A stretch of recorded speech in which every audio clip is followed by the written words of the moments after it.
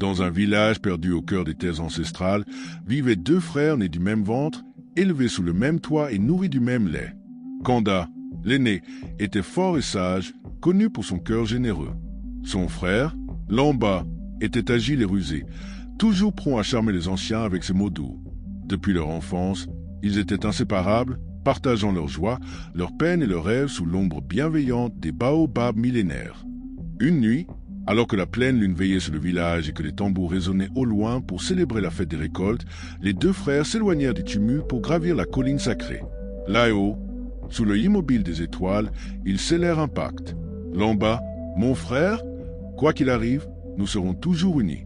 Ton bonheur sera le mien, et ta peine sera aussi la mienne, déclara Kanda en posant une main sur l'épaule de son cadet. Oui, Kanda, nous serons comme les deux lunes du ciel, inséparables et égaux. Je le jure devant nos ancêtres, répondit Lamba d'une voix ferme. En guise de serment, ils entaillèrent légèrement leurs paumes avec un couteau d'ivoire et mêlèrent leur sang, laissant tomber quelques gouttes sur la terre rouge. C'était un rituel ancien, un lien sacré que même les ancêtres ne pouvaient rompre. La brise nocturne se leva soudain, sifflant doucement à travers les branches du baobab sacré, comme si les esprits du passé venaient murmurer leur approbation. Dans l'obscurité, un hibou ulula 3 fois, un signe de bon augure selon les anciens. Convaincus que leur pacte était béni, Kanda et Lamba redescendirent la colline, le cœur empli d'une certitude inébranlable. Rien ni personne ne viendrait briser leur fraternité. Mais ce qu'ils ignoraient, c'est qu'à cet instant même, le destin avait déjà tracé un chemin tortueux pour eux, un chemin où la loyauté serait mise à l'épreuve, où l'or et l'envie creuseraient un gouffre entre leurs âmes. Loin, très loin, les ancêtres observaient en silence, sachant que bientôt, leurs larmes tomberaient comme une pluie funeste sur la terre de leurs fils. Les saisons passèrent, et les deux frères grandirent, devenant des hommes respectés du village. Kanda, l'aîné, cultivait la terre avec patience et force, tandis que Lamba, toujours aussi vif et rusé, préférait les échanges et le commerce. Malgré leurs différences, leur lien restait fort et le souvenir de leur serment sur la colline sacrée continuait de les unir. Mais un jour, tout changea. C'était une matinée où l'air était lourd et le ciel, d'un bleu implacable, semblait retenir son souffle. Un vieil homme du village, connu pour ses récits pleins de mystères, rassembla quelques jeunes hommes autour du feu.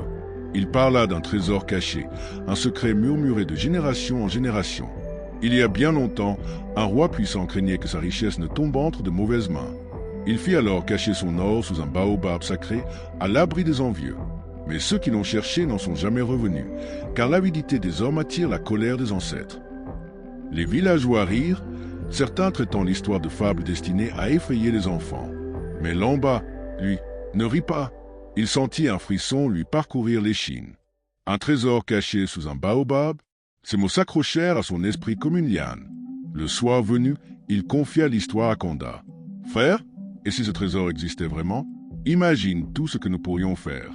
Nous serions riches, plus jamais nous n'aurions à travailler la terre sous le soleil brûlant. » Kanda haussa les épaules, méfiant. « Nous avons tout ce qu'il nous faut.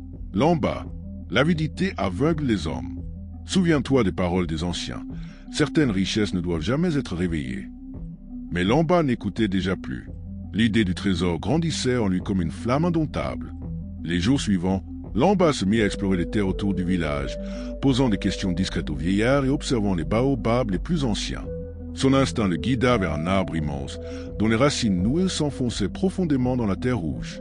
Une nuit sans lune, armé d'une pelle et le cœur battant, il se rendit sous le baobab. Il creusa encore, ses mains tremblantes d'excitation. Après de longues heures d'effort, son outil heurta quelque chose de dur. Un coffre, les larmes aux yeux, Lamba le déterra et l'ouvrit fébrilement.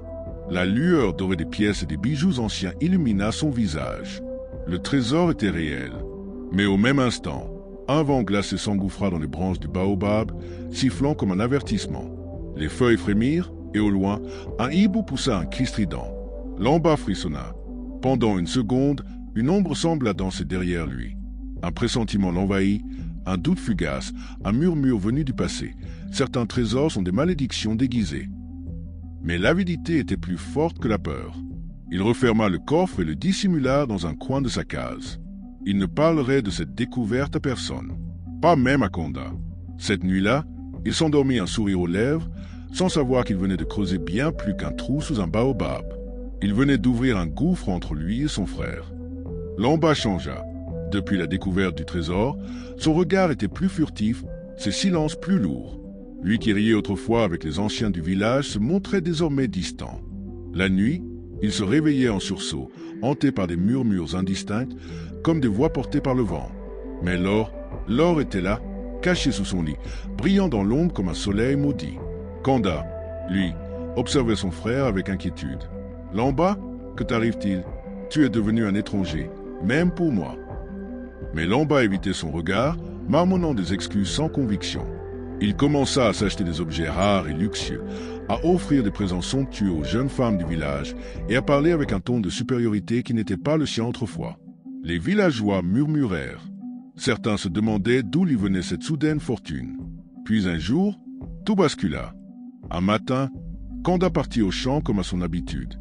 Mais sur le chemin, il croisa un vieil homme du village qui s'arrêta devant lui avec un air grave. « Kanda, ton frère creuse sous le baobab sacré. Je l'ai vu de mes propres yeux. » Le cœur de Kanda se serra. Il comprit tout. Sans perdre une seconde, il courut vers l'arbre millénaire.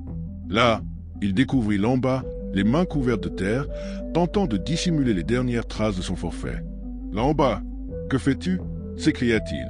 Son frère sursauta, pris au piège. Son visage devint blême, mais son regard s'emplit de défi. « Ce trésor est à moi.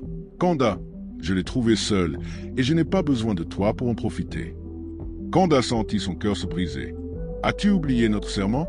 Nous avons juré de toujours partager, de toujours être unis. » Mais l'or avait déjà consumé l'âme de Lamba. Son regard n'était plus celui d'un frère, mais celui d'un homme prêt à tout pour protéger son secret. Lamba recula d'un pas, puis attrapa une pierre. « Tu ne comprendras jamais. Si je dois choisir entre toi et ma fortune, alors que les ancêtres me pardonnent. » Avant que Kanda ne puisse réagir, Lamba leva la pierre et la fit s'abattre sur lui. Un choc sourd. Kanda s'effondra au pied du baobab. Lamba, essoufflé, recula, fixant son frère gisant dans la poussière. Il n'avait pas prévu d'aller aussi loin, mais il était trop tard. Un silence de mort s'abattit sur la forêt. Puis, le vent se leva. Un vent glacial, anormal pour une journée si chaude. Les branches du baobab tremblèrent et une voix profonde résonna, venue de nulle part, venue de partout. Lamba, fils ingrats, tu as brisé le pacte du sang. Tu as trahi ton propre frère et réveillé la colère des ancêtres. Soudain, le ciel s'assombrit. Le tronc du baobab se fendit en deux avec un craquement sinistre, libérant une ombre gigantesque qui s'éleva dans les airs.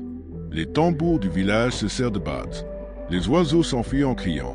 Et Lamba, pétrifié, comprit trop tard. L'or qu'il avait trouvé n'était pas une bénédiction. C'était une malédiction. Cette histoire vous a plu? Alors abonnez-vous.